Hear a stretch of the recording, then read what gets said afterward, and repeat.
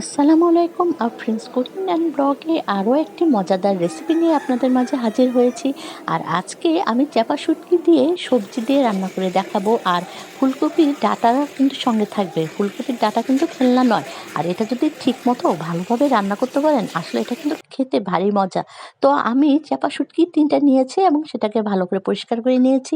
আর সবজি হিসাবে এখানে নিয়েছি বেগুন, আলু আর ফুলকপির ডাঁটা আর সিম। তো আমি ফুলকপির ডাঁটাগুলোকে আগেই সিদ্ধ করে রেখে দিয়েছিলাম। তো এগুলো একসাথে মিক্সড করে নিয়েছি।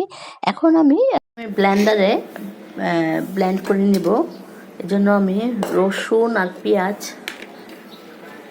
একটি পেঁয়াজ একটি রসুন নিয়েছি। আমি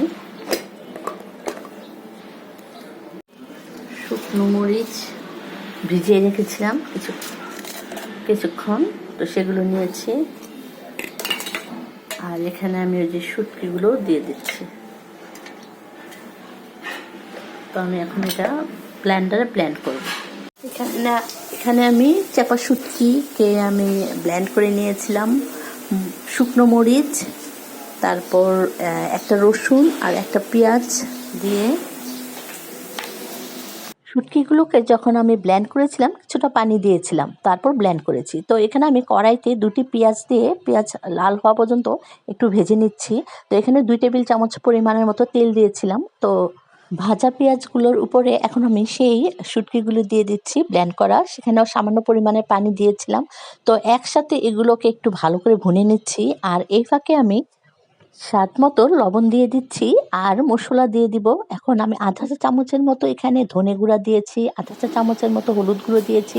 আর এখানে আমি 1 চামচ ভরেই একটু বেশি করেই দিয়েছি, 1 চামচ ভরে আমি এখানে লাল মরিচের গুঁড়োটাকে দিয়ে দিয়েছি। আর এর আগে তো আমি শুকনো মরিচে আমি একসাথে ব্লেন্ড করেছিলাম শুটকির সাথে।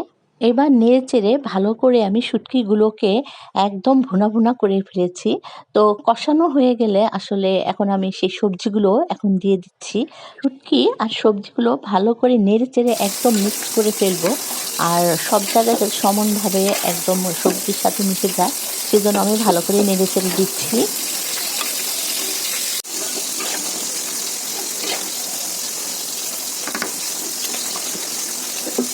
ঢেকে আমি বেশ কিছুক্ষণ রান্না করব। তো সবজিগুলো আধা সিদ্ধ হয়ে গেলে এখানে আমি টমেটো আর কাঁচামরিচও দিয়ে দিচ্ছি। তো এখানে আমি বড় সাইজের একটি টমেটোকে কুচি করে নিয়েছিলাম আর 3-4টি কাঁচামরিচ দিয়ে দিয়েছি। তো এখানে আমি প্রায় আধা কাপের মতো আমি পানি দিয়ে দিয়েছি। আর স্বাদ মতো আরও কিছুটা লবণ আমি এখানে দিয়েছি। আমার কাছে মনে হয়েছে যে লবণটা একটু কম হয়েছে। পানি আর লবণ দেওয়ার পর আমি আরও কিছুক্ষণ একটু নেড়েচেড়ে দিচ্ছি এবং ঢেকে আরও কিছুক্ষণ রান্না করব যাতে সবজিগুলো ভালো করে সিদ্ধ হয়ে যায়। আর সবজিগুলো সিদ্ধ হয়ে গেলে এবার আমি ধনেপাতা কুচি কতগুলো এর উপরে দিয়ে দিয়েছি। তো আরও কিছুক্ষণ ঢেকে রেখেছি। তো 6-7 মিনিট পরেই এখন আমি নামিয়ে নিচ্ছি, কারণ অলমোস্ট হয়ে গিয়েছে আমার এই চাপা শুটকি দিয়ে সবজি রান্না।